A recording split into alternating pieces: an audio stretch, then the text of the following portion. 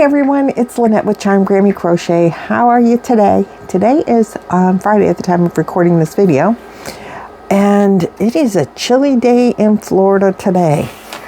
But that's okay. We survived. It went down to below freezing. We did good. Nothing froze, not even us. And I'm going to tell you, if you are a camper and you're going to camp in weather that might go below warm, the best thing we ever bought for this camper is our electric blanket. And I don't know why we never purchased one for the camper that we had before this one, when we were just weekenders in the camper, because honestly, sometimes in the spring and in the fall, it gets cold at night, like into the 40s. And if we just put our electric blanket on, we don't even need to put the heat on if it's like not going to be below freezing. And I'm toasty warm and you're cuddled up in your blanket and it's really a good night's sleep. And I can remember being chilly in the other camper when it would go like into the low 40s and stuff at night. Even, we would put the heat on, but electric blanket is just the way to go if you're going to consider camping when it's chilly. That's just my camping tip of forever. That is the best thing we ever did. That's what I think anyway. But this really isn't a camping video. This is a yarn video. And I want to thank you all for watching me today. I just wanted to catch you up. Luck of the draw was yesterday. And my luck of the draw color was yellow, which is, like my second favorite color in the world. I am doing a granny, corner-to-corner granny square. First time I'm ever doing one. And it's on the really fast track right now. I'm doing 5 rows of granny squares. And I'm not using of the granny stitch. I'm not using a separation color or a main color. I'm just doing 5 colors. So the 4 cabin colors for Boggy Creek. If you follow me, you know Boggy Creek. It's the camp in Eustis, Florida, for chronically ill children that we make blankets for. And this is Luck of the Draw 14 Boggy Style from Trish, Mama Swift. She pulls a color every week. If you don't know about Luck of the Draw, go see Trish. She'll be listed in my description box. There's all kinds of stuff about Boggy Creek listed in my description box. I like to do blankets for them that are a quick, easy make, because it's just easier for me, but yet still fun. They have 4 colors of cabins that the kids are assigned to, and that's yellow, green, blue, and red. And then I added a variegated color that contains those colors and others. So this first week I had blue, and this week I have yellow. I'm using mostly Big Twist that I bought 1 pound balls when they were going out of business about a year ago. These 1 pounder Big Twists. And I've made several blankets out of them. I did a circle, a smiley face, and that took a little less than 1, and I had a couple of each color, I think. At least 1 of each color, but the yellow I had more. So anyway, each color, I still have some of 1 ball, and I think this is the 4th blanket I'm trying to make out of some of those. So anyway, I'm doing 4 inches, which is making 5 rows at a time. So this is 8 inches across now for week 2. And so this would be like the bottom. And if you go 40 by 40, I need one of them to be 40. The other one can go up to 50. So I might make it wider. I might do a rectangle. Depends. We'll see how far the yarn is going. When I get to a 40 on the one side, I can turn it rectangular, or I can, make it square. So we'll see how the yarn is going. But so far, the first corners are really, they don't take up much yarn. So that is the one project that I'm doing. The next project that I'm doing is the Hooker versus Hooker with Laura and Jan from Laura from and Mimi's Crochet and Farming, and Jan, the Sassy Alaskan Crafter. They have been doing Hooker versus Hooker for about a year now. They did take a break, but they're doing it again. And if you don't know a whole lot about Hooker versus Hooker, go visit them. They will also be listed in my description box, and they'll tell you exactly all about it in their videos. You don't have to participate there, but there are contestants in this, and they're competing against each other. There's 4 total. A subscriber, a contract, a YouTuber, and Jan and Laura. And once a month, they all 4 come on and show their projects. And the audience, they do live, and the audience gets to vote on who's the winner. I believe this year there's actually like a trophy badge prize thing. I am not participating in as far as I'm not a contestant, but I always like to, help my friends and follow with them. So this Hooker versus Hooker is, if you're a contestant or if you're Jan and Laura, it's a secret until the actual showing. But if you're just playing along, I can talk about it.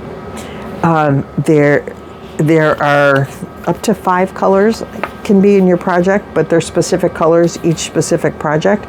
My colors are, the colors, I kind of hate to give it away, but I'm going to show you my project. These are my colors. Blue, purple, and gray. These are the shades I picked out of those. These are the Crafter's Secret Kitchen Cotton. I think there's 120 yards on each one. It's 100% cotton for weight. And I am making a big pot holder trivet.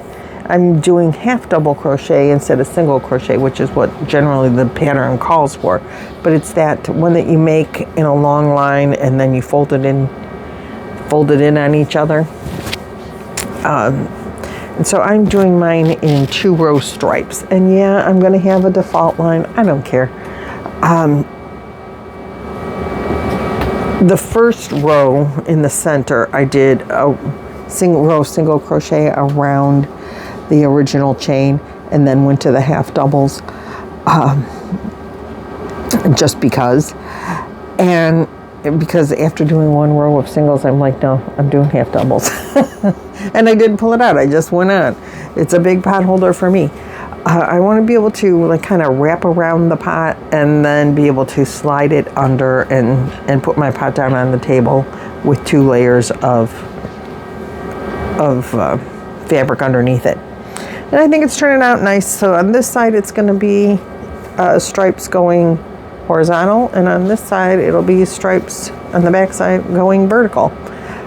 So it's a little design element just in the folding of the pot holder itself. And I am using a 5mm clover hook with this. And I'm using a 6mm on my luck of the draw. Just throw that out there. Hopefully I might get this done in the next day or so if I concentrate on it real hard. Then I have one more project that I am actively working on, and if you haven't or don't know, I'm trying to learn to knit.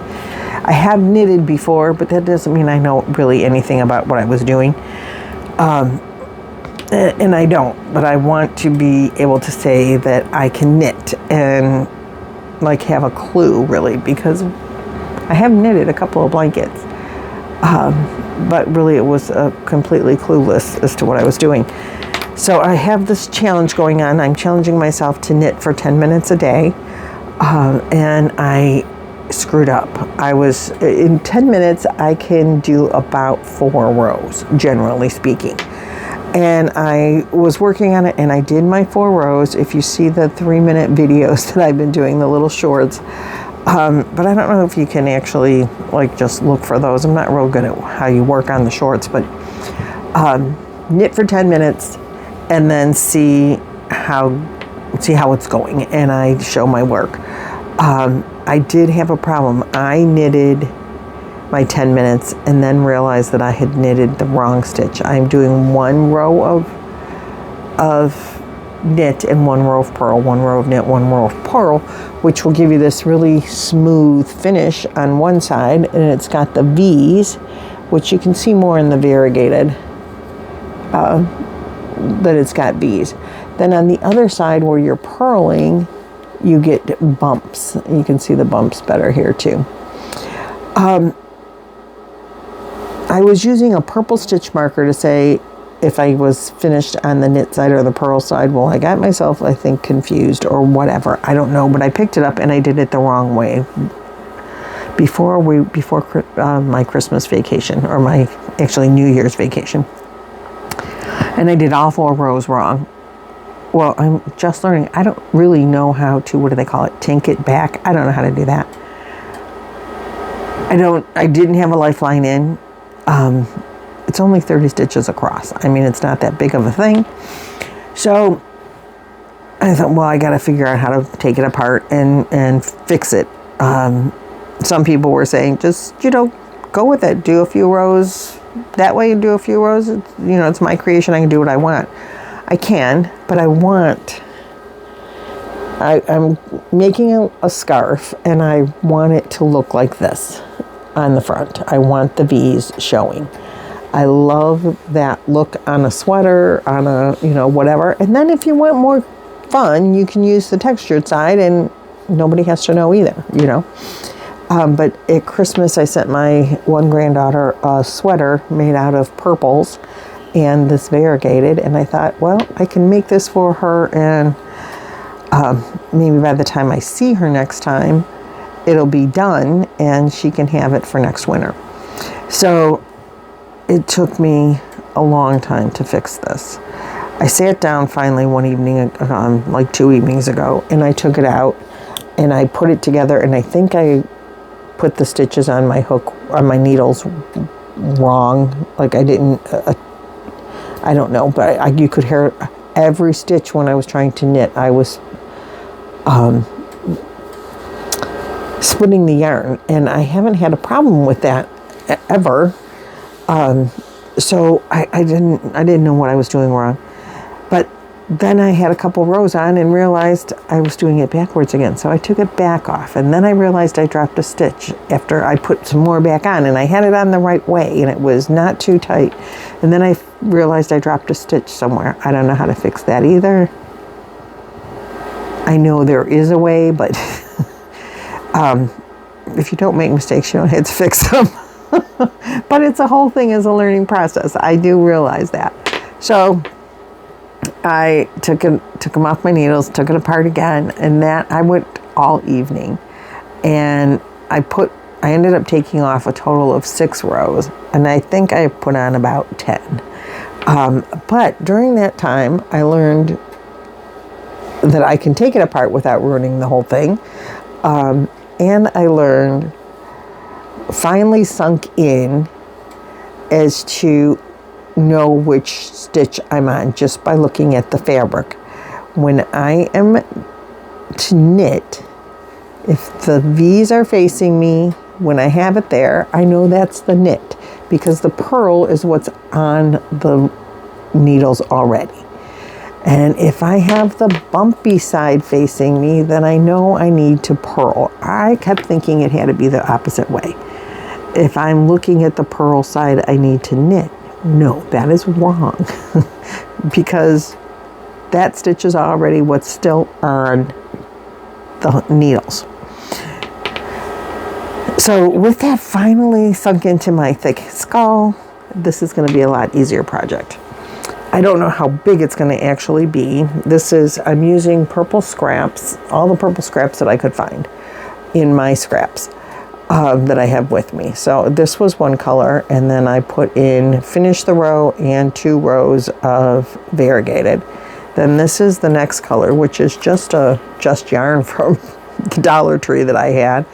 And so when this one is done, I'll do, again, finish the row plus 2 rows of the variegated. The variegated is what I had left over. This is a Red Heart Super Saver, Super Saver. And this color is called Wildflower, which I just really love the colors in it. I don't know if they still make this, but I like it. So that's the variegated that I'm using. And then I have this Loops and Threads. Impeccable. And I will add that. And hopefully it'll be enough to make it, so there's going to be a lot of this color. And if I thought, because it curls, the stitch curls, so I thought I would use the variegated that's left over and make a couple of tassels. I may just border it with the variegated and use it up. I don't know. I'm not really sure. It's kind of a work in progress as you go.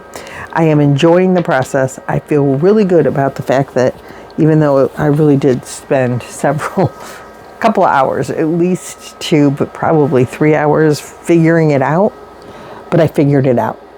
And so it was time well spent. It didn't grow very much, and it got pulled out many times, but between the pulling out and the fixing, it really sank in to recognize what I'm supposed to be doing. When you crochet, you take the stitch off and you can see what it looks like because it's off your hook.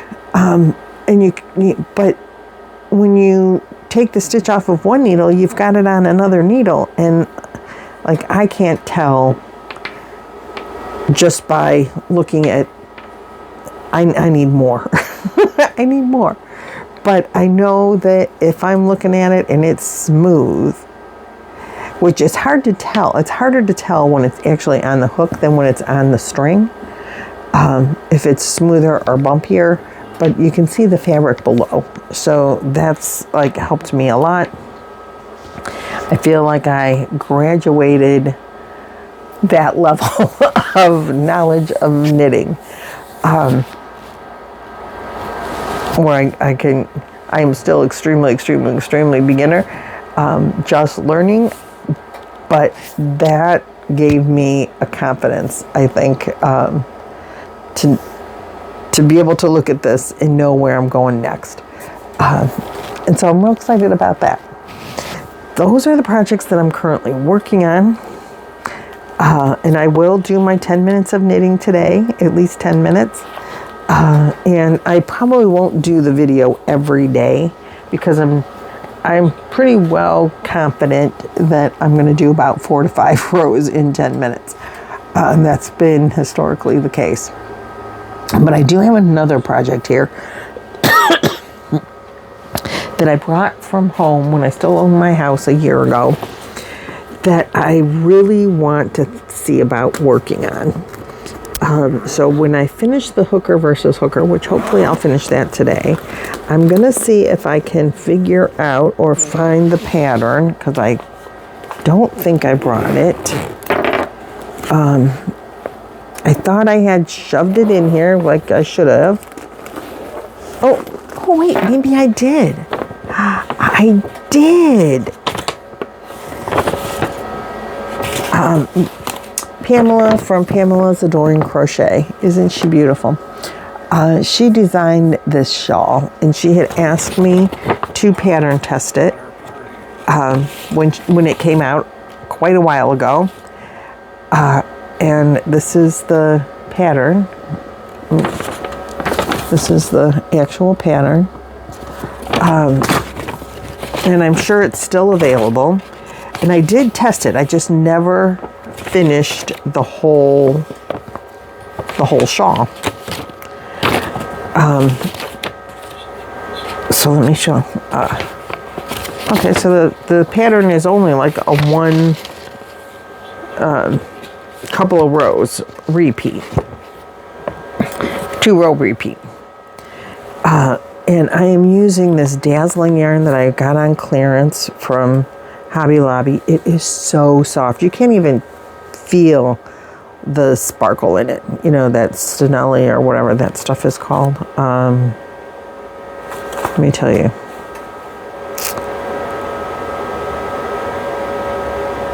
Well, it's 90... Oh, metallic polyester is what the sparkle is made of. Maybe that's why you can't feel it. It's 98% acrylic and 2% metallic polyester. You can't even feel it. It is so soft. And I was loving the shawl, but I did quite a bit of it.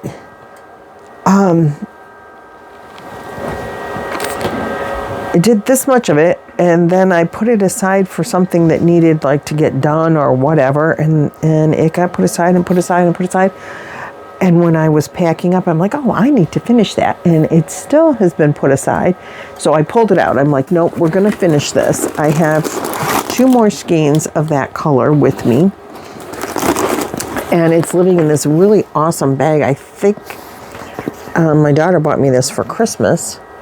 I just hope I can figure out what hook I am using. Probably a 6 because I'm really good at using a 6. Yep, and she says to use a 6, so I'm sure that's what I did. I love the colors. They're very, I need Lynanne to say that word, uptonal, something like that. They're very autumnish, fallish. And it's very soft and cuddly, and I need to finish it. So that is, I'm excited to start working on it again and get her done. But I want to finish my hooker versus hooker first, and then this will be the next project on my hook, or back on my hook. So that's what's coming up. And hopefully by this weekend I can be, well, it is Friday. Maybe this weekend I can be working on it. I'm not going to put any pressure on myself. But that's where we're at with what's up and coming on my channel as far as next project goes. The Luck of the Draw is a project that it's going to take 10 weeks. That's what you do, because it's a 10-week Luck of the Draw.